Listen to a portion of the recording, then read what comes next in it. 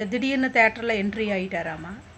Entry ஆனோன்னு பார்த்தீங்கன்னா அந்த கூட்ட நெரிசலில் அதைய அந்த அவங்கள நசுக்கி அந்த அந்த பொண்ணு வந்து இறந்துருச்சு.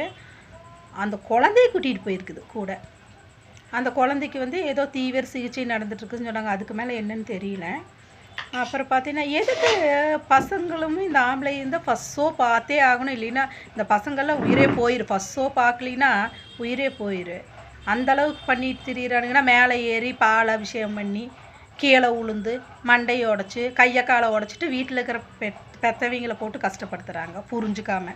படங்கிறது இதுதான், அது ஒன்றும் லைஃப் கிடையாது. ஏதோ அவங்க ஹீரோவை எதுக்கு அரெஸ்ட் பண்ணாங்கன்னே தெரியலடி.